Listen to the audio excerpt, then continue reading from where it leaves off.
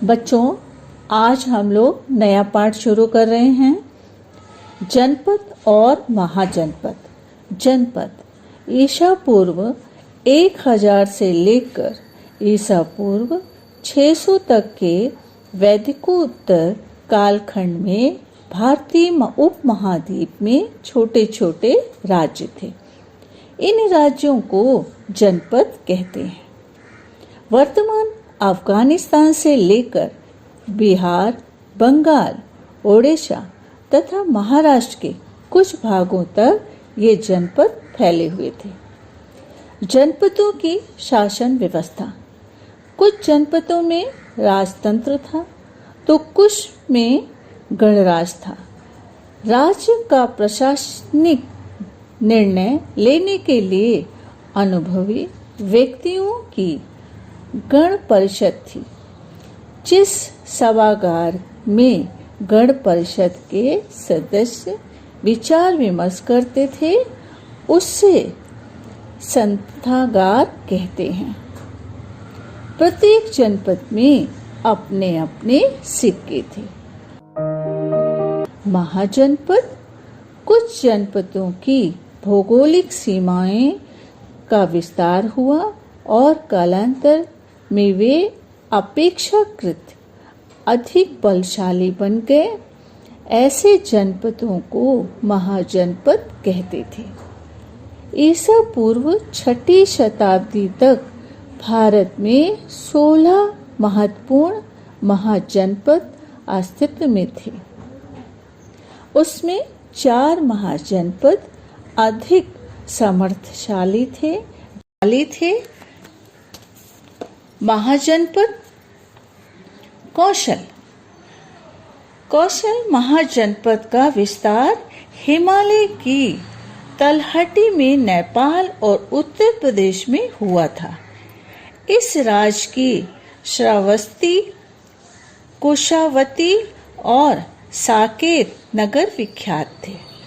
श्रावस्ती कौशल महाजनपद की राजधानी थी। गौतम बुद्ध ने श्रावस्ती के प्रसिद्ध विहार जैतवन में दीर्घ समय तक निवास किया। कौशल नरेश प्रसेनजित वर्तमान महावीर तथा गौतम बुद्ध का समकालीन था।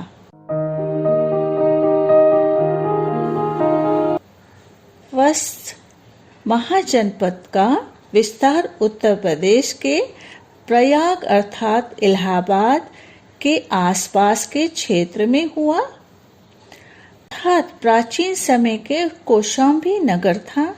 यह एक महत्वपूर्ण व्यापारिक केंद्र था। कौशाम्बी के 3 अति धनवान व्यापारी ने गौतम बुद्ध और उनके अनुयायियों के लिए 3 विहारों का निर्माण करवाया था। कौशाम्बी नरेश उदयन गौतम बुद्ध का समकालीन था। अवंती मध्य प्रदेश के मालवा प्रदेश में अवंती प्राचीन महाजनपद था। उज्जैनी नगरी अवंती की राजधानी थी। उज्जैनी महत्वपूर्ण व्यापारिक केंद्र था। अवंती नरेश प्रद्योत वर्धमान महावीर तथा गौतम बुद्ध का समकालीन था। मगध बिहार में पटना, गया शहरों के आसपास के क्षेत्र और बंगाल के कुछ क्षेत्र में प्राचीन मगध महाजनपद था। राजगृह मगध की राजधानी थी।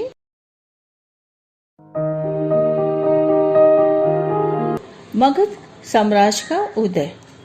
बिंबिसार के बेटे अजातशत्रु ने मगध का विस्तार करने की नीति अपनाई। उसने पूर्व से अनेक गणराज्यों को जीत लिया। अजातशत्रु के कार्यकाल में मगध संपन्न हुआ। बौद्ध धर्म को स्वीकार किया। गौतम बुद्ध के महापरिनिर्वाण के बाद अजातशत्रु के शासनकाल में राजगृह नामक स्थान पर बौद्ध धर्म की प्रथम संगीति अर्थात परिषद हुई। ईसा पूर्व 364 से 324 के कालखंड में मगध साम्राज्य की गद्दी पर नंद राजा सत्तासीन थे। नंद राजाओं के विशाल साम्राज्य के लिए जिस शासन व्यवस्था की आवश्यकता हुई, उस शासन व्यवस्था की स्थापना हुई। उनके पास थल सेना, अश्वसेना, रथ सेना और गज सेना, ये सेनाएं थी। माप तौल की प्रामाणिक प्रणाली प्रारंभ थी। नंद वंश का अंतिम राजा धनानंद था।